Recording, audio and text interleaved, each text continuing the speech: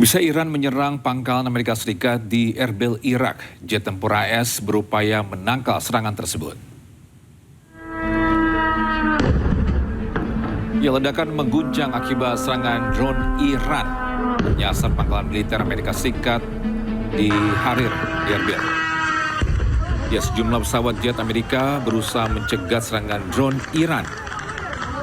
Namun sejumlah serangan drone Iran gagal dicegat.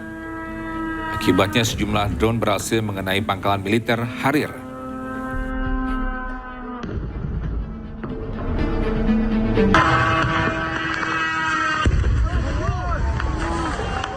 Bisa di tengah gencatan senjata, sejumlah roket menyasar Iran. Namun roket-roket tersebut berhasil dihalau sistem pertahanan udara Iran.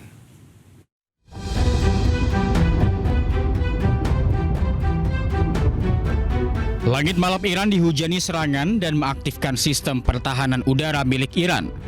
Iran pun berhasil menghalau serangan di Teheran Barat, khususnya di area Chitgar. Militer Iran mengkonfirmasi serangan ini. Mereka menyebut sejumlah objek udara yang diduga drone mencoba menembus sistem pertahanan udara Iran. Selain di Chitgar, serangan ini juga menyasar kota Bandar Abbas dan Minab. Namun tidak ada satupun drone dan rudal yang berhasil menembus pertahanan Iran. Warga Iran pun beraktivitas seperti biasa. Sementara itu Presiden Iran Masoud Pezeshkian ini menegaskan pihaknya tidak menginginkan apapun dari Amerika Serikat. Ia juga menekankan rakyat Iran tetap kompak dan bersatu meskipun Amerika berupaya memecah belah bangsanya dengan melanggar hukum internasional. تصورشون این بود مردم خواهند اومد خیابونا و این حکومت ساقط خواهد شد و مملکت هم علنا میگن تیکه تیکه بکنن. حتی شرم نمیکنن از اینکه اینو نگن. مثلا خود رئیس جمهور آمریکا میگه ما دوز دریایی پول خوبی گیرمون میاد. دوز دریایی میشیم. تا فشار ایجاد کنن مردم ما ناراضی بشن بریزن تو خیابونا. همه دنیا تو این وضعیت شهرهاشون کشورهاشون تورم و گرانی و نمیدونم اینا به اعتراض وادار کرده اونا رو.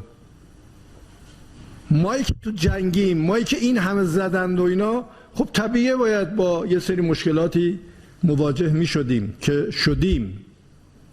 ولی حضور شماها، تلاش شماها و همراهی شما و مردم در حقیقت نقشه اونا رو نقشه برآب کرد. Pemirsa, meski operasi militer Epic Fury resmi berakhir, namun Presiden Amerika Serikat Donald Trump masih terus mengancam Iran. Alih-alih takut, Iran justru menyindir dan mengejek ancaman tersebut.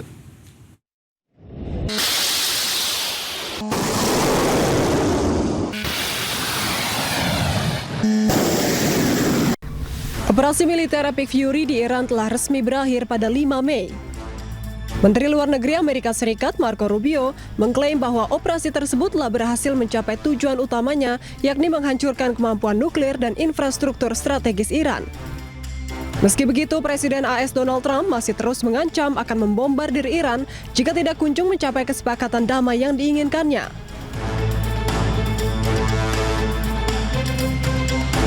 Melalui unggahannya di akun resmi media sosial Truth Social, Trump menyebut blokade AS akan membuat Iran membuka Selat Hormuz.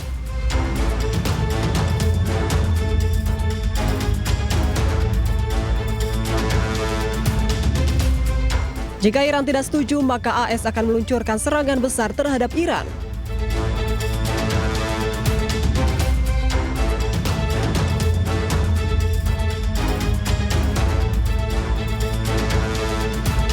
Alih-alih takut, Iran justru mengejek ancaman tersebut. Melalui akun resmi media sosial X, Ketua Parlemen Iran Muhammad Ghalibaf menyindir bahwa operasi Epic Fury berakhir karena gagal total. Ia bahkan mengejek dengan menyebut operasi tersebut sebagai operasi Trasmibro. Ghalibaf juga menyindir Amerika Serikat kini kembali melaksanakan rutinitas operasi palsu. Sebelumnya, Ghalibaf juga mengejek Amerika Serikat. Ia mengolok-olok tindakan blokade AS di Selat Hormuz dengan menyebut tekanan dari Amerika Serikat tidak berpengaruh terhadap produksi minyak Iran. Padahal Trump sebelumnya pernah memuji Ghalibaf dan memproyeksikan menjadi pemimpin masa depan Iran yang bisa dipercaya. memastikan Iran tidak akan pernah memiliki senjata nuklir yang diluncurkan sejak 28 Februari lalu.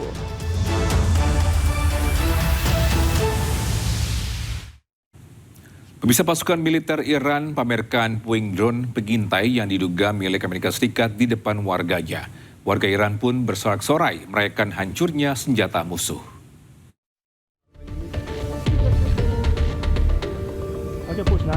Sistem pertahanan udara Iran berhasil mencegat serangan drone musuh dekat Selat Hormuz. Media pemerintah Iran melaporkan bahwa suara aktivitas pertahanan udara dan ledakan terdengar pada Rabu pagi yang dikaitkan dengan pencegatan pesawat nirawak dan pesawat pengintai kecil. Drone yang jatuh di perairan ditemukan oleh warga keesokan harinya. Iran pun merilis rekaman drone yang rusak dikeluarkan dari sebuah kapal dan dimuat ke atas kendaraan. Unit pertahanan udara Iran mengatakan bahwa mereka telah mencegat dan menembak jatuh sebuah drone pengintai musuh yang beroperasi di atas Selat Hormuz.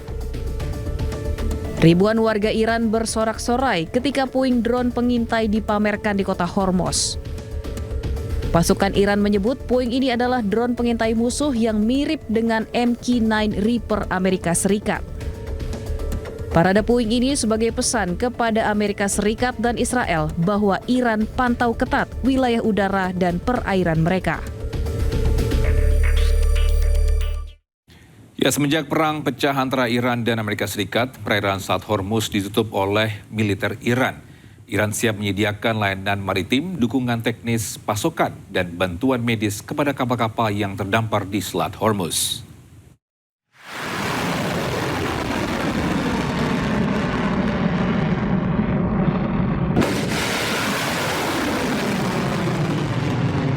Semenjak perang meletus pada 28 Februari 2026, Iran menutup total perairan Selat Hormuz hingga ratusan kapal terdampak dan tertahan akibat blokade yang dilakukan oleh militer Iran.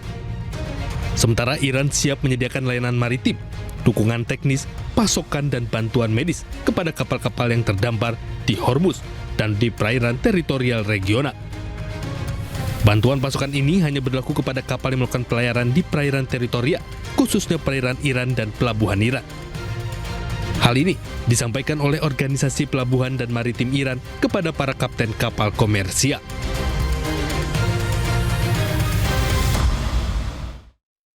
Bisa Presiden Amerika Serikat Donald Trump mengatakan Iran setuju tidak memiliki senjata nuklir.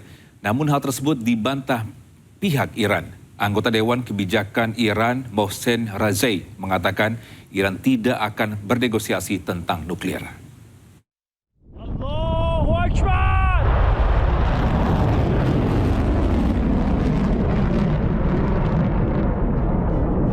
Presiden Amerika Serikat Donald Trump mengatakan pihaknya sedang melakukan pembicaraan yang baik dengan para negosiator Iran. Trump mengeklaim Iran telah setuju tidak memiliki senjata nuklir. Ia juga mengatakan Amerika Serikat telah memenangkan perang karena pemimpin Iran telah terbunuh. Trump mengancam akan terjadi peperangan lagi jika Iran menolak proposal Amerika Serikat. Look, and this is very simple. Iran cannot have a nuclear weapon because as tough as they are, we want to keep them alive. We want to keep all of you alive. Iran cannot have a nuclear weapon, and they won't. And they've agreed to that, among other things. Sementara anggota Dewan Kebijakan Iran, Mohsen Rezai, mengatakan Iran tidak akan bernegosiasi tentang nuklir. Mantan Komandan Korps Garda Revolusi Iran tersebut juga menegaskan Selat Hormuz tetap berada di bawah kendali Iran dan pasukan asing harus meninggalkan wilayah tersebut. Dalam proses negosiasi Amerika Serikat dan Iran masih ada perbedaan pendapat yang belum terselesaikan. Iran menentang tuntutan penghentian total pengayaan uranium dan mengaitkan setiap penyelesaian yang lebih luas dengan pembukaan kembali Selat Hormuz dan pelonggaran sanksi. Para negosiator dilaporkan sedang membahas dokumen kerangka kerja singkat berupa memorandum 1 halaman berisi 14 poin. Dokumen tersebut berfungsi sebagai dasar gencatan senjata, pencabutan sanksi, dan negosiasi di masa mendatang termasuk mengenai aktivitas nuklir Iran dan isu-isu keamanan regional. Pemirsa, pengamat hubungan internasional Suzy Sudarman melihat Amerika Serikat berupaya mencari cara untuk menangkan perang. Jika Iran tidak bisa dikalahkan, maka Kuba berpotensi diincar Amerika Serikat. Jadi saya iseng melihat Senat, ini bagaimana dia responsnya. Ternyata Senator Murkowski bicara bahwa, come on Donald Trump, kamu datang ke kami dong, saya siapkan authorization of the use of military force, AUMF, yang biasanya mereka lakukan kalau misalnya mereka tidak bisa menggolkan resolusi war powers. Jadi AUMF yang disiapkan oleh Murkowski hanya syaratnya satu, define the war. Yang kedua adalah kasih tahu suksesnya ukurannya apa. Yang ketiga exit strateginya bagaimana. Jadi mereka udah siap-siap tuh. Murkowski dengan kawannya di Republican Party juga. Jadi kalau saya bilang ini bukan kita bisa melihat oh ini kesalahan Trump dan ini itu. Ini mindset mereka yang tidak bisa berubah. Karena inner outer dan outer inner kind of threat itu selalu didefinisikan sebagai hal yang akan mengurangi kekuasaan Amerika. Mereka sangat pure realis dalam arti interest defined as power. Jadi kepentingan mereka adalah kekuasaan. Kalau ada yang mencoba men-challenge, menantang, mereka akan segera menghardik orang tersebut atau kalau bisa dibom sekalian. Jadi kalau saya bilang ini bukan aturan-aturan yang sangat yuridis begitu. Mindset mereka memang hegemonik dan tidak mau kalah. Dan selalu harus keluar sebagai winner. Sehingga yang dicari oleh Donald Trump adalah satu winning strategi lagi. Kalau misalnya di Iran dia sudah dipermalukan, dia akan menghajar Kuba sebagai satu faktor untuk menunjukkan bahwa dia menang. Jadi yang kasihan nanti Kuba, karena sebetulnya Iran nggak bisa dikalahkan, tapi Kuba yang akan jadi bulan-bulanan dari Donald Trump. Jadi kalau kita misalnya merujuk kepada cara berpikir orang Amerika ini, kita harus paham mereka itu ya begitu gitu loh. Kalau misalnya mau sedikit berubah ya harus misalnya dari PBB atau dari suasana dunia yang memaksa Amerika Serikat untuk lebih santun dan lebih berperilaku baik. Tapi itu saya kira agak sulit ya, karena kalau Partai Demokrat menang juga dia akan berpikir sama. Jadi hegemoni itu dipertahankan karena mereka merasa mereka punya misi di dunia dan hanya Amerika yang bisa melakukan itu. Yang disebut America is God's gift to humanity. Bayangin aja. Kalau orang berpikir demikian, bagaimana Anda aturan-aturannya ya dibuat seenak sendiri agar hegemoni itu bertahan.